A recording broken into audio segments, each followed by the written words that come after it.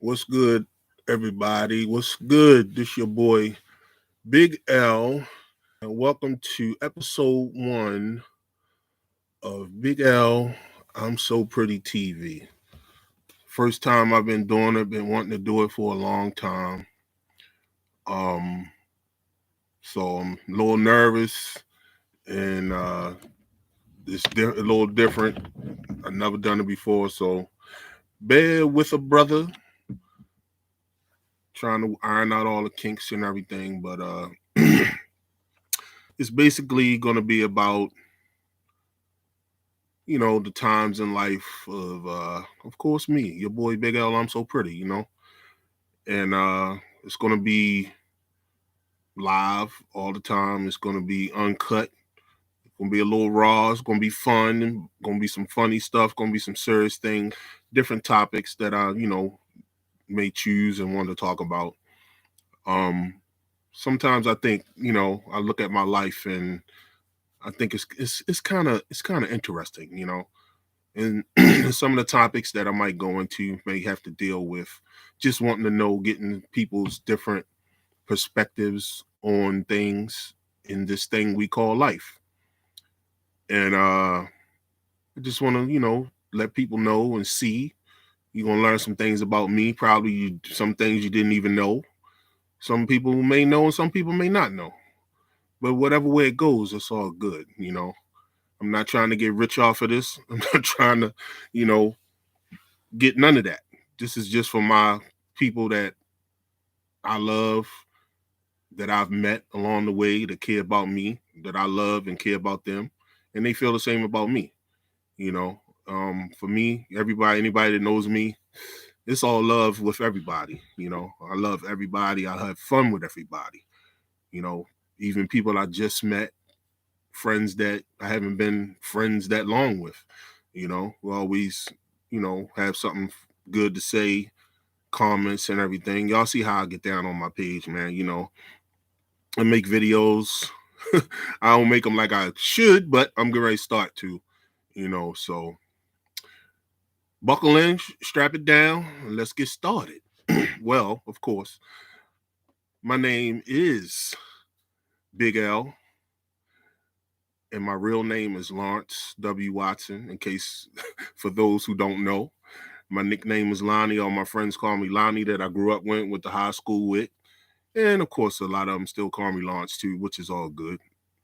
Whatever you call me, Lawrence, Lonnie, Big L, Playboy, whatever you want to call me, is cool with me. It all relates back to me. So, um, I'm 52 years old as of you know, the end of 2020 in October 7th.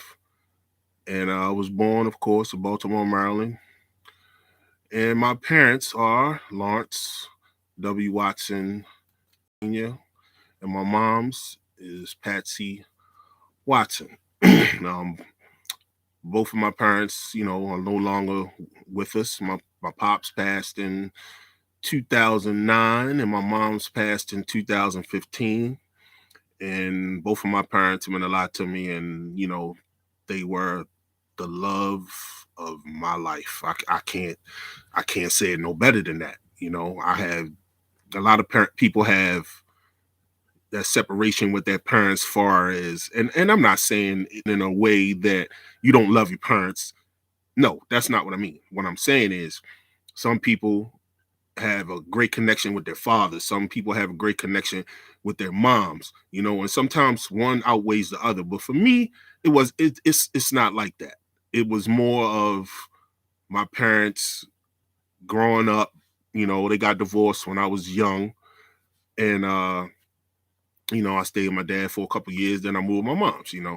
So my love for my parents is unconditionally, and I miss them so much. And I'm sure y'all done seen some of the little videos I'd have made, about my parents, especially my mom's. And it kind of pushed me in that emotional bag, which is fine. We're adults here. You know what I'm saying? I'm not above emotion, you know, and I'm not bigger or try to be better or harder than the next dude out here. Nah, for me, it's not about that. It's about just being real. You know what I'm saying? But like I say, shout out to my mother and my father. I miss y'all very much, and I love y'all to death, and that's never gonna stop. You know. Of course, just growing up, had a great childhood, spoiled to death, but I was spoiled with an independence. And I tell people that, and sometimes they don't understand. They be like, "Oh, what you mean by that?"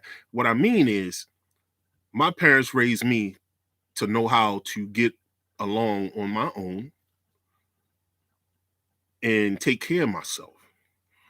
A lot of spoiled brats people don't know how to do that. They rely on their parents for everything. You know, they at their parents all the time. My story is different. I wasn't like that.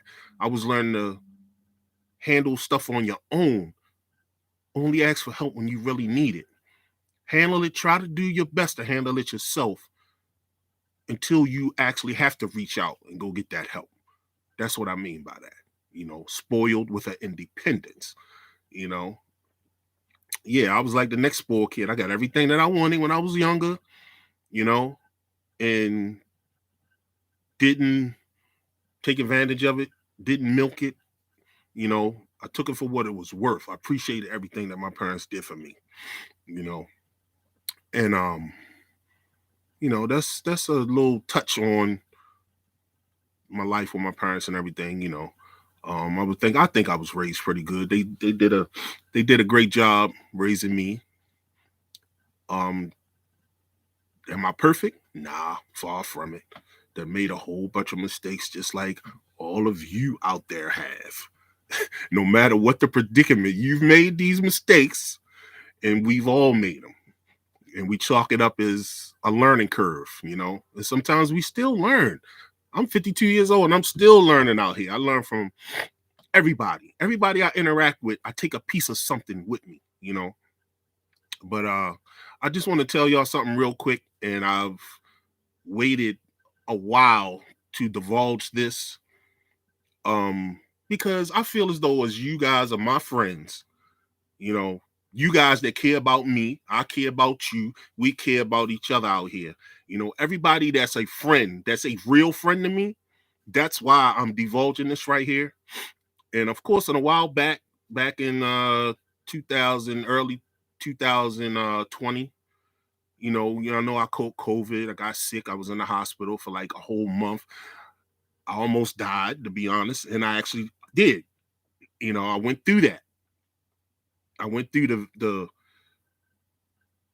losing weight. I went through the being sick so bad, and I had a little bit of kidney damage. I had my heart. I already had a bad heart, okay, from 2013, and the COVID made it worse. Okay, my heart rate for myself is between 25, 35%. That's the percentage that doctors want to see. Okay, 25 to 35. Now, that sounds low. It is. All right. A regular person, their rate is 55 to 75%, which is awesome. That's what the doctors really want to see. Okay. And of course, my numbers are they drop down, real low. But I have what they call cardiomyopathy. If you don't know what it is, look it up. I don't have time to be trying to sit here and explain that shit. Look that shit up. Just know it's a bad heart. Okay. That's all I can say about that. But excuse me, since I went through that and dealt with that, and it was a traumatic experience for me, man. It was like, yo, when somebody tell you, you this close, you know what I'm saying? To jumping your way onto them pearly gates, yo, it's kind of frightening, it's scary, and everything else. And like I said, I'm a real dude. I'm a real man. Ain't nothing soft about me. It ain't about being soft. It's about hearing things that juggle your humanity and your soul, and it's like, yo, I can't believe I'm going through this. But it is what it is. I did 30 days in the hospital. You know, uh, those first 3 weeks, were the roughest, but when towards the end, it got a lot better. And of course, I'm sitting here right now, which I'm thankful for that. And I just wanted, everybody to know that, you go to the doctors and follow-ups and all this stuff. I go see a heart doctor. I take a whole rack of pills now, more than I was taking just for regular old high blood pressure. I'm taking a whole lot more now. Might be taking about what, 13, 14 count on the bottles, you know what I mean? But it is what it is. And I think the thing that really scared me the most, and I wasn't even in the hospital no more, when I went to my doctor and he told me, man, you should have been dead 7, 8 years ago. I looked around like, what the fuck did he just say to myself? I should have been dead 7 to 8 years ago. For somebody to tell you that, in a doctor, and don't get me wrong, my doctor is awesome. I appreciate how he carries himself. I appreciate he's straightforward. He don't pull no punches. I like shit like that, you know. But it still freaked me out, and it put me in a space where I was like, oh, yo, what I'm gonna do? How I'm gonna live? This, da, da, da. But I sat down and thought about it one day, and I said, something. I'm gonna make some changes. Yeah, of course, I'm gonna make some changes, but I'm not gonna stop living my life. All right. A lot of y'all know I ride bikes. All right. Y'all know I'm in a motorcycle club. My motorcycle is my life. That's my thing. You know, I love it to death. And without it, I probably would lose my fucking mind. All right. But I'm not gonna let nothing hold me down. Even this heart condition I have, and how bad it is. And I'm saying it's bad because it is. But it is what it is. I deal with it daily. I have my good days. I have my bad days. I have days where sometimes my heart beats like mad crazy, and I have to take a chill. I gotta like lay down and try to rest, and so it might keep me in the house for maybe 2, 3 days. It's just depending on the day. Then I have my good days, where I can run around and do what I want, but I'm not going to stop living my life. I'm not going to stop riding my motorcycle. So if anybody asks me to do that, go fuck yourself. I'm telling you that right now. And I said, yes, fuck. Go fuck yourself. That ain't going to happen. All right. Because that's what I love to do. All right. I just, ventured into going to the gym, and going back to the gym. Gosh, I haven't been to the gym since my kids was born, and that was, gosh, back when I was, I don't even know how old. I think I was 20, 22, something like that, and, I got out of it. But,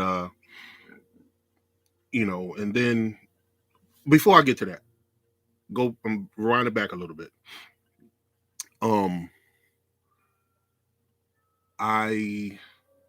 My doctor, he keeping track of me. He keeping his eyes on me, making sure that I doing the right things out here. Worst case scenario, if my numbers don't get the way he want them to get, I might have to get an operation. I might have to get a defibrillator, or I might have to get my chest cracked, and he gonna go in there and fix the shit. Not sure which route I would go yet. I ain't worrying about that until it's time for that. But that's still part of the process. But if I can get my numbers up, I won't have to go through that. You know what I'm saying? But yeah, I just got that call, and the doctor told me, he said you're gonna have to stop working. I was like, what? I'm gonna have to do what? I'm gonna have to stop working. Wait, hold on. Do you know what kind of job I have? Do you know how much money I'm making that you trying to take on my pocket? I'm gonna have to go on what? Disability? These are things in people's lives that they never think that they will have to go through. And you're looking at a guy that never thought he would have to go through no shit like this.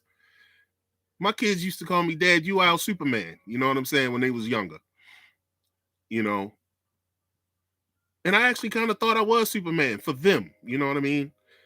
And but I'm not. I got kryptonite just like everybody else out here in this world, man. And it hits you. When it hits you, it hits you. I just want y'all to understand that we get thrown a lot of curveballs, no matter which way they coming. We get thrown a lot of them, and we can duck and dodge as many as we can. But eventually, one is going to catch us. Just a matter of time when it catches us. That's all. And I caught it. I'm dealing with it the best I can. I'm still gonna live my life to the fullest. I'm not gonna say to the extreme, but I'm gonna live it to the fullest that I can with things I love to do and still do. Even though I was forced into retirement, on disability, it's okay. That's just a readjustment. Everybody makes readjustments in their life. It's just an adjustment that I gotta get used to, that I'm getting used to. So making those or these adjustments in your life, it's not a bad thing. It's just a thing that you got to conquer and keep it moving. All right. All right. Now back to the other thing I was talking about. I started going to the gym. Y'all see me. I post my little pictures and when I'm working out and stuff like that, which I love doing. Am I supposed to be doing it? Don't know. And I'm not going to ask my doctor. I'm not going through all that. Because like I said, I'm going to live my life. You understand? I'm going to live it. Simple as that. I go in there, I work out. I'm not saying I'm going in there trying to kill myself. I'm not going in there coming out trying to look like Arnold Schwarzenegger. I'm just trying to get myself in a better shape that I can. And if I can bulk up and get a nice build, turn a couple heads in the process, so be it. But I take it easy. When I feel myself getting too tired, I stop. Simple as that. I just stop. Take a breath, take a little, walk to, calm my beats down in my chest and everything. But I'm enjoying it. I'm having fun with it, you know, as much as I can, you know. Um, and that's it. I just figured I'd let you guys know that, you know, it's okay not to be Superman anymore or Wonder Woman, if you want to say, you know, it's nothing wrong with it. We all go through them trials and tribulations of life, man. And I love my life. It could be, of course, it could be, everybody's life can be better than what it already is. But and things come in time. But I'm gonna keep doing my best to, work out as much as I can. I'm gonna keep doing my thing, being a person, the best person as I can be. You know, um, like I said, I'm far from perfect, man. Makes mistakes out here just like everybody else. But I think I'm gonna cut it close right here and say thank you for tuning in if you have tuned in. And I love you, all my friends, my family that always got my back and support me and everything else. And I'm gonna cut it short. And like I said, say thank you. I appreciate it. This is my first one. I got through it. Whew. And look forward to putting up episode 2 and keep this thing going and keep y'all enlightened up here. Because like I said, I'm gonna talk about some things. I'm gonna talk about a lot of shit. I'm gonna talk about a lot of shit, y'all. And some of you gonna like it, and some of you not gonna like it. If you don't like it, like they say, turn the fucking channel. You know what I'm saying? And it's not about putting out a bunch of negative shit. You know, it's gonna be a lot of positive shit. Of course, it's gonna be some negative somewhere, or somebody's gonna turn something, I say maybe, into some negative bullshit. But y'all that know me, I don't get down like that. I'm just gonna speak the truth. I'm speaking from in here, and it is what it is. And I'll holler at y'all later. And thanks a lot. And this your boy Big L. And thank you for tuning in to the first episode. It's your boy Big L TV. Peace.